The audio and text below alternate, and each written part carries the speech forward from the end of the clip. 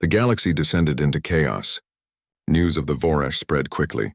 Panic gripped border worlds. Some systems declared neutrality and closed their borders.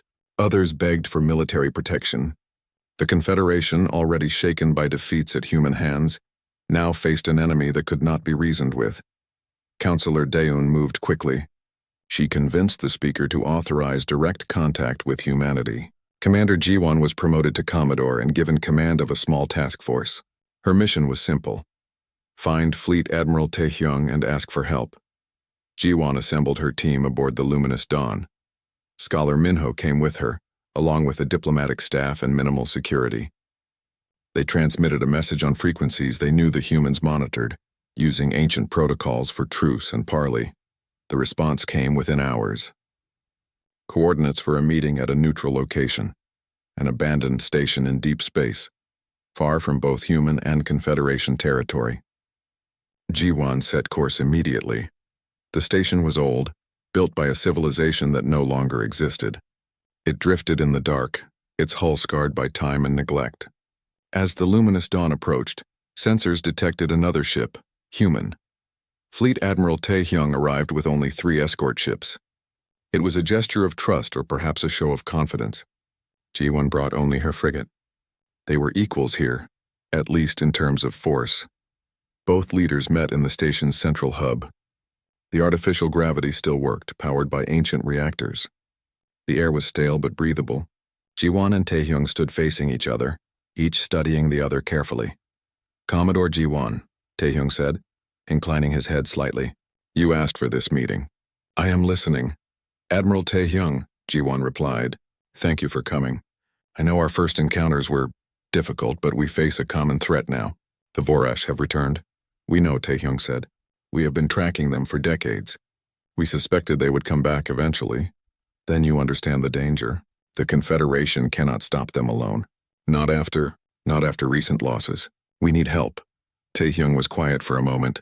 Behind him, Captain Suji stood with her hand near her weapon, watching Jiwon's security detail. Scholar Minho stood beside Jiwon, his aquatic suit humming softly. "Your council tried to destroy us," Taehyung said finally. "Twice. Why should humanity risk itself for people who see us as enemies?" "Because the Vorash do not care about politics," Jiwon replied. "They do not care about sovereignty or independence. They consume everything. If they reach our core worlds, billions will die. And then they will come for your worlds too." "That may be true," Taehyung said. "But humanity has survived 2,000 years by staying hidden. We could hide again, let the Confederation fall, then deal with the Vorash on our own terms." Jiwon felt desperation rising in her chest. She had to make him understand. "How many humans are there, Admiral? How many worlds do you have?" Taehyung did not answer immediately. Finally he spoke. 43 colony worlds. 12 billion people. The Confederation has 247 member worlds, Jiwon said. 3 trillion people. If we fall, the Vorash will grow stronger. They will harvest our resources, our technology, our people. By the time they reach human space, they will be unstoppable. Silence filled the chamber. Taehyung walked to a viewport and stared out at the stars. When he spoke again, his voice was softer. "I had a daughter," he said. "She died 20 years ago fighting pirates on the frontier. She believed humanity should reveal itself, should join the galaxy as equals. I told her it was too dangerous, that the Confederation would never accept us. I was right, was I not?" "You were," Jiwon admitted. "The Council tried to force you to submit. We were arrogant. We thought we were the only power that mattered. We were wrong." Taehyung turned back to face her. "What are you offering, Commodore?" "An alliance. True equals. Humanity and the Confederation standing together. After the Vorash are defeated, we will recognize human sovereignty. No submission. No integration. Just mutual respect. Can you promise that? Does the Council truly agree to these terms?" "I have authorization from Counselor Daeun and the Dove faction. The Pragmatists support it too. Together, we have enough votes to make it binding." Before Taehyung could respond, both their communication devices activated simultaneously. Emergency broadcasts. The Vorash had accelerated their advance. They were no longer 3 months away. They would reach the first Confederation worlds in 4 weeks. Captain Suji stepped forward. "Admiral, we are receiving reports from our monitoring stations. Multiple Vorash scout fleets have been detected. They are probing our defenses, testing our strength. Minho checked his own device. The same on our side. Border colonies are going dark. Distress signals, then nothing. They are already attacking. Ji-won looked at Tae-hyung. The human admiral looked back at her. In that moment, they both understood. There was no more time for debate. No more time for politics. Either they stood together now or they would fall separately. Very well, Tae-hyung said. Humanity will join the fight. But understand this, Commodore. We are not doing this for the Confederation. We are doing this because it is the right thing to do. Because my daughter believed we should help others even when they do not deserve it. Ji-won extended her hand in the human gesture of agreement she had seen in ancient records. Tae-hyung took it and they shook. The pact was sealed. They worked quickly, drafting a formal alliance document. Both sides would commit their fleets to mutual defense. Command would be shared between human and Confederation officers. Technology would be shared. Prisoners would be treated with respect. After the war, humanity would be granted full independence and representation in a reformed council. Captain Suji and General Chang-min, who had been monitoring from their respective locations, were appointed as joint operations commanders. The old general, humbled by his defeat but still experienced, accepted the role. He knew the Vorash from ancient texts, and his expertise would be valuable. As Ji-won prepared to depart, Tae-hyung stopped her. Commodore, I want you to know something. Humanity has been preparing for war with the Confederation for 2,000 years, but we never wanted it. We only wanted to live in peace, to be left alone. Thank you for giving us a chance to prove we are more than just weapons.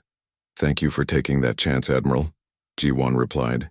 My people have much to learn about humility. Perhaps this war will teach us. They parted ways. Ji-won returned to the luminous dawn. Tae-hyung returned to the Indomitable. Within hours, orders went out across both civilizations. Fleets began to move. Worlds prepared for war. Species that had never met began to train together. The assembly point was HFY, a fortified system on the border. It would be the last line of defense. If it fell, nothing would stop the Vorash from reaching the core worlds. As ships gathered, the first refugee convoys began to arrive. Families fleeing from border worlds carrying what little they could save. Stories of Vorash attacks spread. Cities consumed, populations harvested, worlds left as dead husks. On the bridge of the luminous dawn, Commodore Ji-won watched the growing fleet assemble. Human ships mixed with Confederation vessels. The sight was surreal. 2 weeks ago they had been enemies. Now they were allies. Scholar Minho stood beside her. Do you think we can win, Commodore? Ji-won did not answer immediately. She thought about everything that had happened. The ruins, the beacon, the battles, the losses. She thought about Tae-hyung and his dead daughter who believed in helping others. I do not know, she said finally, but I know we will try. And sometimes that is enough. The Vorash arrived at HFY exactly when predicted. Their fleet emerged from hyperspace like a dark tide. Sensors counted thousands of ships, organic vessels that pulsed with strange energy, hull plating that seemed alive, weapons that grew from the ships themselves like teeth. The combined fleet waited for them. 300 Confederation warships stood alongside 120 human vessels. It was the largest military force assembled in modern history. But looking at the Vorash numbers, it seemed small. Fleet Admiral Tae-hyung commanded from the Indomitable. Commodore Ji-won was aboard the Luminous Dawn, coordinating Confederation forces. General Chang-min and Captain Suji shared command of the forward battle groups. Every captain, every crew member knew what was at stake. The Vorash did not attempt communication. They simply attacked. Their first wave crashed against the defensive line with mindless fury. Energy weapons tore through space. Missiles filled the void. Ships on both sides exploded in brilliant flashes. The Confederation vessels, designed for precision warfare, struggled against an enemy that absorbed damage and kept coming. Their shields buckled under sustained assault. Their weapons damaged the Vorash ships, but the organic hulls regenerated, healing wounds almost as fast as they were made. Human warships proved more effective. Their weapons had been designed for asymmetric warfare, for fighting enemies with superior numbers. Energy beams cut deep into Vorash hulls, burning through the organic material faster than it could heal. Missiles targeted weak points, causing internal explosions that could not be repaired. But there were too many. For every Vorash ship destroyed, 2 more took its place. The battle became a brutal fight for survival. On the command ship, Scholar Minho worked frantically with human analysts. He had been studying captured Vorash communications, trying to understand their structure. The Vorash operated as a hive mind, but that meant they needed coordination. "There," he said, pointing at his display. "These larger ships. They are not just carriers. They are control nodes. The hive mind flows through them." A human analyst nodded. "If we destroy enough nodes, we can break their coordination. But they are heavily defended.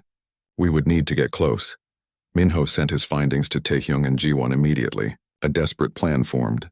They would need a strike team to infiltrate the largest Vorash vessel and destroy its primary node from inside. Captain Suji volunteered to lead the mission. She assembled a squad of human Marines and Confederation Special Forces. General Changmin, despite his age and injuries from the previous battle, insisted on joining them. "I am too old to sit on a bridge while younger soldiers risk their lives," he said. "Besides, I have debts to pay." The strike team launched in a stolen Vorash shuttle taken from a previous engagement. It smelled of decay and strange chemicals. The controls were organic, responding to touch like living tissue. It was disgusting, but it allowed them to approach undetected. The interior of the Vorash capital ship was a nightmare. Walls pulsed with veins. The air was thick and humid. Strange sounds echoed through the corridors. Clicking, breathing, something that might have been screaming. Half the team was lost in the first 10 minutes, ambushed by Vorash drones that appeared from hidden passages. Suji and Changmin pushed forward, leading the survivors deeper into the ship. They followed the signal Minho had identified, fighting through swarms of defenders. The Marines used heavy weapons, burning everything in their path. The Confederation soldiers used precision tactics, covering their advance. They reached the node chamber. It was massive, a cathedral of organic architecture. At the center, a huge pulsing mass of tissue and machinery connected to thousands of cables. This was the brain of the hive, the central processor that coordinated entire fleets. Suji and her team placed antimatter charges around the chamber. Changmin covered them, his weapon cutting down Vorash defenders as they poured through the entrances. He was old, but he had not forgotten how to fight. "Charges set," Suji announced. 2 minutes to detonation. Everyone out, they ran. But a massive Vorash warrior blocked their path, larger than the others, covered in armor plating. It moved with terrible speed. One Marine went down, then another. Changmin stepped forward. "Go, I will hold it." "General, no!" Suji shouted. "I am already dying," Changmin replied calmly. Blood stained his uniform from wounds he had been hiding. "My body cannot make it back to the shuttle, but I can buy you time. Tell my people I did my duty." Suji wanted to argue, but the timer was counting down. She grabbed the remaining soldiers and ran. Behind them, Changmin engaged the Vorash warrior. His weapon flashed continuously, keeping the creature at bay. The strike team reached their shuttle with seconds to spare. As they launched, the antimatter charges detonated. The Vorash capital ship split apart in a blinding explosion, taking the general with it. Across the battlefield, the effect was immediate. The Vorash fleet faltered. Ships that had moved with coordinated precision now drifted aimlessly, firing randomly. The hive mind was broken. Taehyung saw the opportunity instantly. "All ships, General, advance. Target the disorganized vessels." The combined fleet surged forward. Human ships used their stealth systems to strike from unexpected angles. Confederation vessels focused their fire on damaged targets. The Vorash, without central coordination, could not mount an effective defense. The battle turned into a rout. Vorash ships began to retreat, fleeing back toward deep space. The Allied fleet pursued, destroying as many as possible before they could escape. By the time the fighting ended, the Vorash had lost more than half their invasion force. The cost was terrible. Thousands of ships destroyed on both sides, millions of lives lost, entire fleets reduced to scattered survivors. But the line had held. HFY stood. The galaxy was saved. In the aftermath, the wounded were treated. The dead were honored. Captain Suji personally delivered General Changmin's last message to the Confederation Council. Many species had lost heroes that day, but Changmin was remembered as one of the greatest. Weeks later, the council convened on Throne Prime. Councillor Dayun stood before the assembled representatives and proposed a radical change. The Confederation would be restructured. No species would dominate. All decisions would require consensus, and humanity would be granted full membership as founding equals. The vote was not unanimous, but it passed. The old order was dead. A new age had begun. Fleet Admiral Tae Hyung attended the ceremony. He stood before the council wearing his formal uniform and spoke on behalf of humanity. "We did not ask for this war," he said. "We did not ask for recognition. But we fought because it was right. Not for glory, not for power, but because when darkness comes, good people must stand together. Let this be the foundation of our new alliance, not built on fear or force, but on mutual respect earned through shared sacrifice." Commodore Ji-won was promoted to admiral and appointed as the first human liaison to the Reformed Council. It was a controversial decision, promoting a non-human to represent humanity, but Tae Hyung himself had requested it. Ji-won had earned the respect of both civilizations. Scholar Minho became head of a new institute dedicated to preserving the history of the war. The Institute of Remembrance, it was called. Its mission was to ensure future generations never forgot the cost of division and the price of unity. Years passed. The galaxy slowly recovered. Human technology was shared with Confederation worlds. Confederation culture flowed to human colonies. Mixed species crews became common on ships. Children grew up learning about the war, about the alliance that saved them.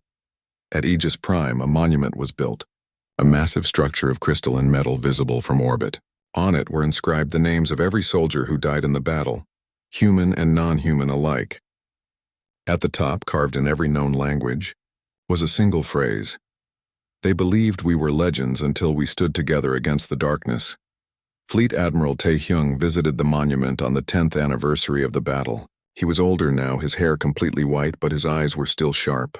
He stood before the wall of names, looking for one in particular: General Changmin, the enemy who became an ally, the warrior who gave his life so others could live.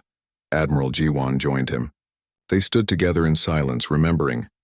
"Do you think it will last?" she asked. "The peace we built?" Tae Hyung thought for a moment. "I do not know. Peace is harder to maintain than war. But we gave them a chance. That is all we could do." "Your daughter would be proud," Ji-won said quietly. Tae Hyung smiled sadly. "Yes, she would be." They left the monument as the sun set, casting long shadows across the crystal surface. Behind them, the names glowed in the fading light, a reminder to all who saw them. The galaxy had changed. The legends became heroes. The enemies became allies, and from the ashes of war, a new civilization was born, not perfect, but better. Not united by force, but by choice. Humanity had emerged from the shadows. They had shown the galaxy what they were capable of, both in war and in peace. They were no longer myths or legends, they were simply people, doing their best to survive and thrive among the stars. The news spread across the galaxy like fire. Admiral Heejin's defeat shocked every member world of the Confederation. For the first time in centuries, someone had challenged their military and won. Not through destruction, but through complete domination. On Throne Prime, the capital world, the council gathered in emergency session. 247 representatives filled the great chamber, all speaking at once. Fear hung in the air like smoke. Commander Ji-won stood before them, delivering her report. She described everything she had witnessed, the human technology, their tactics, their message. When she finished, the chamber erupted in chaos. "We must strike now," shouted a representative from the military faction, "before they can prepare further defenses." "That is madness," another replied. "Did you not hear the commander? They defeated our best fleet in minutes." Councillor Dion rose from her seat. She was Mindari, a telepathic species known for wisdom and patience. Her voice cut through the noise. "Honored members, we must not act in fear. The humans asked for recognition and respect. They did not attack us. We attacked them. Perhaps we should consider their request." "Consider," another counselor sneered. "They are a threat to the entire Confederation. We cannot allow an independent military power to exist in our galaxy." The debate raged for hours. Finally, the council split into 3 factions. The Hawks wanted immediate war. The Doves wanted negotiation. The Pragmatists wanted to learn more before deciding anything. General Changmin, head of Confederation Special Forces, stood and addressed the chamber. He was a veteran of many campaigns, his body covered in scars from battles long past. "I have studied the sensor logs," he said. his voice grave. The humans possess technology we do not understand. Their stealth systems are beyond our detection capabilities. Their electronic warfare can disable our ships without destroying them. But they are not invincible. No one is. What do you propose? The council speaker asked. A surgical strike. Not a full assault, but a reconnaissance in force.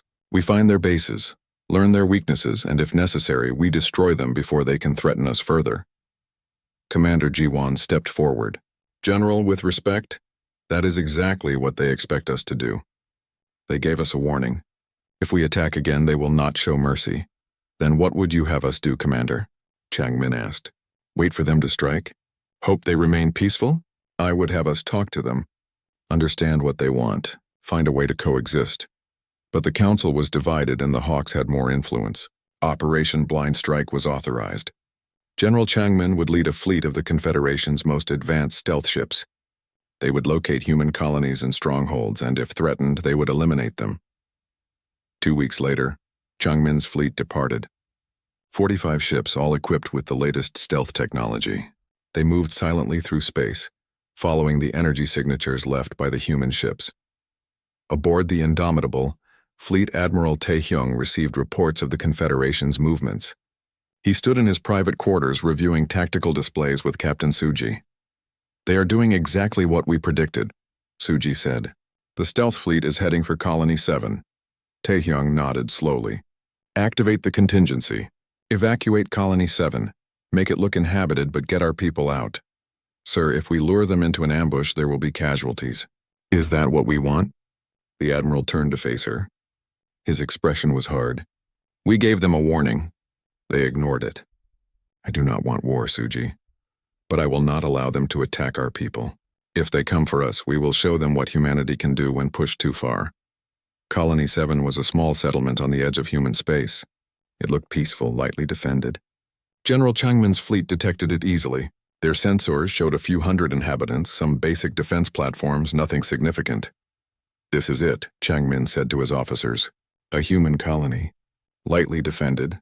We will disable their defenses, board the colony, and gather intelligence. Try not to harm the civilians. The fleet moved into position.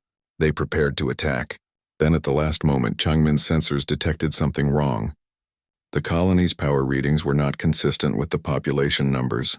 It was a trap. All ships abort, he shouted. Get us out of... Human ships dropped out of hyperspace all around them. Hundreds of ships. This was not a defense force. This was an entire fleet. The colony had been bait, and they had taken it. The battle was quick and brutal. Changmin's stealth ships tried to run, tried to hide, but the humans tracked them effortlessly. Their weapons were not set to disable this time. They were set to destroy. Ships exploded in brilliant flashes. Escape pods launched desperately into space. Changmin's flagship took multiple hits. The bridge filled with smoke and sparks. Officers screamed orders. Nothing worked. Abandon ship, Changmin ordered. Get everyone to the escape pods, now! He managed to reach a corvette, one of the few ships still functional. As they fled, he watched his fleet die. 45 ships. Thousands of lives. Gone in less than 10 minutes. The corvette jumped to hyperspace, damaged but operational. Behind them, the human fleet did not pursue. They had made their point. Hours later, every Confederation world received a transmission. Fleet Admiral Taehyung appeared on screens everywhere. His message was short and clear. To the Confederation Council and all member worlds, you were warned. You attacked us without provocation. You sent your ships into our territory. This was your choice, not ours. The display behind him changed, showing a star map. Hundreds of points lit up across the galaxy, each one representing a human fleet. They were everywhere, hidden in plain sight, watching and waiting. We do not want your worlds, Taehyung continued. We do not want your resources. We do not want to rule you. We want only one thing, to be left alone, to live as we choose, to govern ourselves. Is that so much to ask? His expression hardened. But if you come for us again, there will be no mercy. No warnings. No disabled ships. We will defend ourselves with everything we have. And we have been preparing for this for 2,000 years. The transmission ended with coordinates. Live coordinates for every human fleet in the galaxy. It was a challenge and a warning. The humans were showing their strength, daring the Confederation to try again. On Throne Prime, the Council watched in stunned silence. The chamber that had been filled with debate was now quiet. Even the Hawks had nothing to say. General Changmin arrived days later, his uniform torn and bloodied. He stood before the council and delivered his report. When he finished, he removed his rank insignia and placed them on the speaker's desk. "I failed," he said simply. "I led our finest warriors into a trap. They are dead because of my arrogance. The humans are not an enemy we can defeat through force. We must find another way." Counselor Daeun rose. "Then perhaps it is time we listen to Commander Jiwon's advice. Perhaps it is time we talk to them." But before anyone could respond, alarms began to sound. Emergency alerts flashed across every display. The defense network had detected something new, something massive. A fleet was approaching from outside the galaxy. Thousands of ships. The signatures matched nothing in any database. They were heading straight for Confederation space. Scholar Minho, who had been working frantically in the archives, burst into the chamber. His face showed pure terror. "I know what they are," he gasped. "The ancient records. The Vorash. They have returned." The council chamber erupted in panic. The Vorash were not legends. They were history. 12,000 years ago, they had nearly consumed the entire galaxy before being driven out. Now they were back. And the Confederation, already weakened by conflict with humanity, was not ready. The bridge of the luminous dawn hummed with quiet efficiency. Commander Jiwon stood at the center viewport, her 4 eyes scanning the star charts displayed before her. The exploration frigate had been mapping this sector for 3 months now, and every day brought the same results. Empty space. Dead rocks, nothing worth reporting. Jiwon was Velkari, a species known throughout the Confederation for their practical minds and steady nerves. Her silver skin caught the light from the displays, and her tall frame cast a long shadow across the deck. She had served in the Confederation Navy for 20 years, and in all that time, she had never seen anything that could not be explained by science or recorded in their vast databases. Behind her, the doors slid open. Scholar Minho entered, his aquatic suit making soft gurgling sounds as he walked.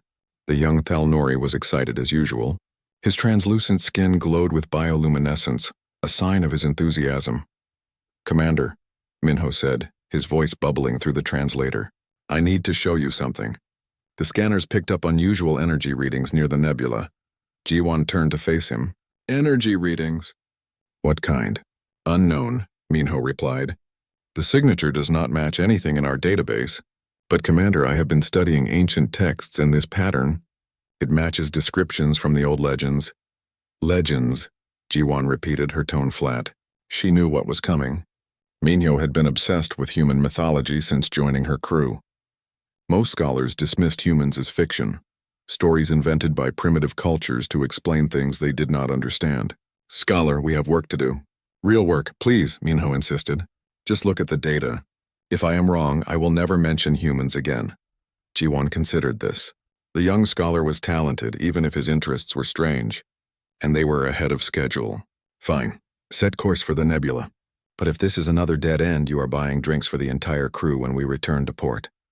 The luminous dawn changed course, its engines pushing it toward the swirling clouds of gas and dust. The nebula was beautiful, painted in shades of purple and blue by the light of distant stars. As they drew closer, the energy readings grew stronger. "There," Minho said, pointing at the display. A moon hidden in the nebula's shadow. The moon appeared on their screens. It was small and barren, its surface scarred by ancient impacts. But on the dark side, something reflected their scanning beams. Structures, buildings, ruins. Jiwon leaned forward. "Take us closer. Careful now." The frigate descended through the thin atmosphere. The ruins came into focus. They were unlike anything Jiwon had seen in her career. The architecture was angular, aggressive, built for function rather than beauty. The materials were still intact after who knew how many centuries. They landed near the largest structure. Jiwon assembled an away team, herself, Minho, and 4 security officers. They stepped onto the moon's surface, their suits protecting them from the cold and thin air. The ruins towered above them, dark and silent. "Scan everything," Jiwon ordered. "I want to know who built this and when." Minho was already moving between the structures, his scanner sweeping back and forth. "Commander, these markings. I recognize them from the data cubes. This is human writing. Real human writing." Jiwon approached the wall he indicated. Strange symbols were carved deep into the metal. They meant nothing to her, but Minho was trembling with excitement. "It says, 'Warning. Minho translated slowly. Warning to those who follow. Sol remembers. Sol endures, Sol, Jiwan said. That is the name from the legends. The human home system. They entered the largest building. Inside, the air was stale but breathable. Emergency lighting flickered to life as they passed, powered by some ancient source that still functioned. The interior was filled with equipment, consoles and displays covered in dust. At the center of the main chamber stood a cylindrical device, about twice the height of Jiwan. It pulsed with a faint blue light. Minho approached it cautiously, his scanner working overtime. This is still active, he said. Some kind of beacon or transmitter. Can you access it? Jiwan asked. I think so. The interface is primitive by our standards, but functional. Minho's tentacles danced across his portable terminal, attempting to establish a connection. After several minutes, he succeeded. I am in. There is a stored message. Do you want me to play it? Jiwan nodded. Do it. The beacon hummed louder. Then a voice filled the chamber, speaking in a language the translator struggled to process. After a moment, the translation came through mechanical and cold. To whoever finds this, you have awakened the sleepers. For 2,000 years we have watched from the dark. We know what you are. We know what you have done. Sol remembers. Sol endures. We are coming. The message ended. The beacon's light intensified, and suddenly it was transmitting. Energy surged through the device, sending a powerful signal out into space. Minho tried to shut it down, but the controls were locked. Commander, I cannot stop it, he said, panic in his voice. Fall back to the ship, Jiwan ordered. Now they ran from the ruins. Behind them, the beacon continued to transmit, its signal piercing through space faster than light. By the time they reached the luminous dawn, the entire sector knew something had been activated. Back on the bridge, Jiwan sent a priority message to Confederation Command. She reported everything, the ruins, the beacon, the message. The response came within hours. Admiral Hyejin herself answered the call. The Admiral was an imposing figure even through the holographic display. She belonged to a species of warriors, and her scarred face showed a lifetime of battles. Her voice was harsh and commanding. Commander Jiwan, your report is concerning but likely a hoax. Ancient civilizations left many traps and warnings to scare explorers. Return to base immediately. Admiral, with respect, this does not feel like a hoax, Jiwan replied. The technology is advanced. The message was specific. Humans are legends, Commander. Nothing more. However, I will dispatch a battle group to investigate the source of that transmission. If anything is out there, we will find it and eliminate it. Hyejin out. The connection ended. Jiwan stood in silence, staring at the empty holographic projector. Beside her, Minho was reviewing the data they had collected. Commander, he said quietly, our sensors are detecting something. Multiple somethings. All across this sector, there are power fluctuations. Old systems coming online. Show me, Jiwan said. The display changed, showing the surrounding space. Dozens of points were lighting up, each one representing an energy source that had not been there before. They were waking up, responding to the beacon's call. Then the long-range sensors detected something else. Something big. At the edge of their scanning range, massive objects were moving. Ships. No, not just ships. Warships. Dozens of them, emerging from locations that should have been empty space. Their energy signatures were unlike anything in the Confederation database. The designs were unknown. The technology was unrecognizable. And they were all heading in the same direction, toward the heart of Confederation space. Jiwan felt something she had not experienced in years. Fear. Not fear of the unknown, but fear of what she had just unleashed. Minho, she said slowly, what have we done? The scholar did not answer. He was staring at the sensor display, watching as more and more contacts appeared. Finally he spoke, his voice barely a whisper. We woke them up. The legends are real, Commander. The humans are real, and they are coming. 3 weeks passed. Admiral Hyejin's battle group arrived at the coordinates the beacon had transmitted. 73 warships formed a defensive sphere, their weapons powered and ready. Every captain was on high alert. Every crew member was at their station. Hyejin stood on the bridge of her flagship, the Unbreakable Will. Around her, officers monitored their displays, calling out readings and positions. The space ahead appeared empty, but the scanners told a different story. There was something there hiding in the dark. Contact, the sensor officer announced. Multiple contacts. They are decloaking. The view screen lit up. Ships appeared as if materializing from nothing.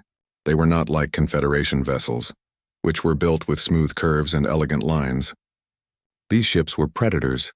Angular hulls painted in dark gray, weapons visible along every surface. Their very design spoke of violence. The fleet numbered 37 ships. The largest was 3 times the size of Hyejin's flagship. It hung in space like a waiting blade. "Admiral," the communications officer said. "They are hailing us. Open a channel," Hyejin commanded. The view screen changed. A man appeared. He was older, perhaps 60 by human standards, though none of the Confederation officers knew this. His hair was gray, cut short. His eyes were dark and calculating. Behind him, the bridge of his ship was visible. Clean, efficient, militaristic. "I am Fleet Admiral Taehyung of the Human Defense Fleet," the man said. His voice was calm, measured. "You received our message." Hyejin studied him carefully. So the legends were true. Humans existed, but that changed nothing. The Confederation had dealt with many species who thought themselves superior. All of them had learned their place. "I am Admiral Hyejin of the Confederation's Second Fleet. Your presence violates multiple treaties and regulations. You will power down your weapons and submit to boarding for inspection." Taehyung's expression did not change. "We are not members of your Confederation. Your laws do not apply to us. We have come to deliver a message. Humanity exists. We have watched your Confederation for 2,000 years. We know how you operate. We will not join you. We will not submit to you." "That is not acceptable," Hyejin replied, her voice hardening. "Every spacefaring species in this galaxy is part of the Confederation. There are no exceptions. You will comply, or you will be classified as hostile." Behind Taehyung, a younger woman stepped into view. She wore the same uniform, with markings that suggested high rank. Her face showed concern. "Admiral," she said quietly. "Perhaps we should—" Taehyung raised a hand, silencing her. He looked back at Hyejin. "We did not come here to fight, but we will not be threatened. We ask only for recognition and respect. Grant us that, and we will leave peacefully." "The Confederation does not negotiate with pirates and outlaws," Hyejin said. "You have 10 minutes to comply. After that, we will use force." The transmission ended. Hyejin turned to her officers. "All ships, battle formation. Prepare to advance. If they do not surrender, we will disable their vessels and take them by force." Across the fleet, captains acknowledged the orders. Weapons charged, shields strengthened. The Confederation Armada began to move forward, surrounding the human ships. On a separate channel, Commander Ji-won was watching from the luminous dawn. She had been ordered to observe, but not engage. Now she spoke urgently. "Admiral Hyejin, I recommend caution. We do not know their capabilities. Commander, you found some old ruins and activated a beacon. That does not make you an expert on these people. We outnumber them 2 to 1. This will be over quickly. Stand by." The 10 minutes passed. The human ships did not move. They did not power down their weapons. They simply waited. "Time is up," Hyejin announced. "All ships open fire. Target their engines and weapon systems. Disable them." The Confederation fleet unleashed its first salvo. Energy beams and missiles streaked across the space between the two forces. It was an impressive display of firepower, enough to cripple any known fleet. But the weapons hit nothing. The human ships vanished. One moment they were there, solid and real. The next moment they were gone. The sensors showed empty space. What happened? Hyejin demanded. "Where did they go?" "Unknown, Admiral," the sensor officer replied, his voice shaking. "They just disappeared. Our scanners cannot find them." "Continue firing," Hyejin ordered. "Saturate the area. They must be using some kind of cloaking technology." The Confederation ships fired again, filling the space with weapons fire. But there were no hits, no explosions, nothing. Then the human ships reappeared. But they were no longer in front of the Confederation fleet. They were behind it, perfectly positioned. Before anyone could react, the human ships fired. But they did not use conventional weapons. Invisible beams struck the Confederation vessels, and suddenly systems began failing. Weapons went offline. Shields collapsed. Engines sputtered. On every Confederation ship, the same thing was happening. The humans were not destroying them. They were disabling them with surgical precision, targeting specific systems and leaving the rest intact.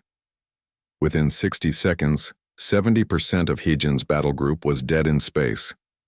The remaining ships tried to maneuver, tried to return fire, but the humans moved faster, anticipated every action, and struck first. The unbreakable will shuddered as it was hit. The lights flickered. The engines died. Heijin gripped her command chair as her flagship went dark. "Emergency power," she shouted. "Get me engines." "We are trying, Admiral," the engineering officer replied. "But they hit every critical system. It will take hours to repair." The view screen flickered back to life, running on backup power. Fleet Admiral Taehyung appeared again. His expression was still calm, but there was something else now. Disappointment. "We did not want this," Taehyung said. "We asked for respect. You chose force. Understand this, Admiral. We could have destroyed every ship in your fleet. We chose not to. We do not seek war with the Confederation, but we will not be bullied. We will not be threatened." Yejin could not speak. She could only stare at the screen, at this human who had just humiliated the Confederation's finest fleet without losing a single ship. "Return to your council," Taehyung continued. "Tell them what happened here. Tell them humanity is real. Tell them we have been watching them for 2,000 years, learning, preparing. Tell them we want peace, but we are ready for war. This is your only warning." The transmission ended. The human ships began to fade from sensors again, their stealth systems engaging. Within moments they were gone, vanished as completely as if they had never existed. Hyejin sat in her darkened bridge, surrounded by the wreckage of her pride. Around her, officers worked frantically to restore systems.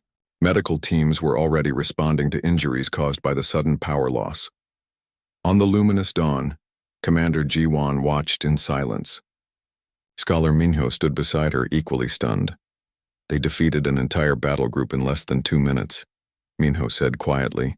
"Without destroying a single ship, without killing anyone." "That was a demonstration," Ji-won replied. "They were showing us what they could do, showing us they could have killed us all but chose not to." "What do we do now?" Ji-won looked at the sensor display. It showed dozens of Confederation ships, all crippled, all helpless. And in the distance, on the very edge of their scanning range, more contacts were appearing, more human ships emerging from hiding places throughout the sector. "We pray," Ji-won said. "We pray that the Council listens to Admiral Taehyung's warning. Because if they do not, if they decide to fight, the Confederation will lose. The humans are not legends anymore. They are real, and they are ready."